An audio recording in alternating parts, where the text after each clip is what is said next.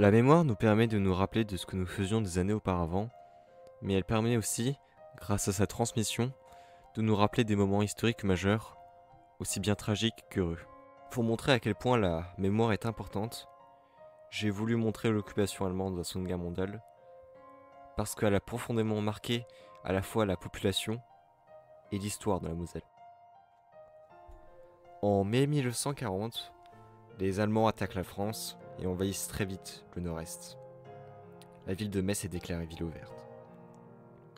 En annexant l'Alsace-Moselle, les Allemands vont commencer à germaniser la population, avec par exemple les écoles qui enseignent uniquement en langue allemande. Et aussi en germanisant tous les noms des villes et villages. Les nazis vont mettre en place ensuite les tickets de rationnement. La population va subir la faim et les longues files d'attente au magasin. La population mosellane va se faire expulser en partie, leur maison sera occupée par des Allemands, et très vite se met en place un racisme d'État. Certains métiers seront interdits aux Juifs. Tandis que les Juifs et les Tziganes et Slaves forment les Untermenschen, soit les sous-hommes, ce racisme et cet antisémitisme est appris dans les écoles maternelles et à travers des campagnes de propagande. Pourriez-vous vous présenter et présenter l'association Ascomemo? Donc moi je m'appelle Philippe Wilmout, je suis le président fondateur de l'association Ascomemo. Quelle a été votre motivation pour créer l'association?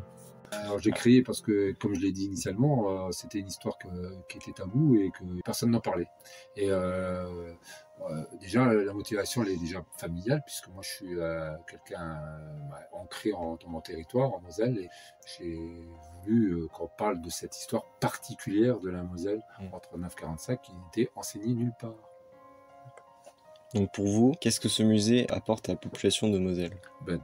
Déjà, on a une autre histoire que le reste de la France, donc il est bien de raconter cette histoire-là. D'autant plus que dans les programmes d'histoire, on parle d'histoire nationale, là on n'est pas vraiment dans une histoire nationale. En quoi le travail de mémoire est-il important pour vous? Moi je suis de ceux qui pensent qu'il faut qu'on se souvienne de notre passé parce qu'on peut en tirer des leçons. Et je trouve que c'est intéressant justement par des exemples concrets et locaux de comprendre ce qu'était le nazisme pour surtout que ça ne revienne pas. Et c'est pas sûr à 100% que ça ne revienne pas.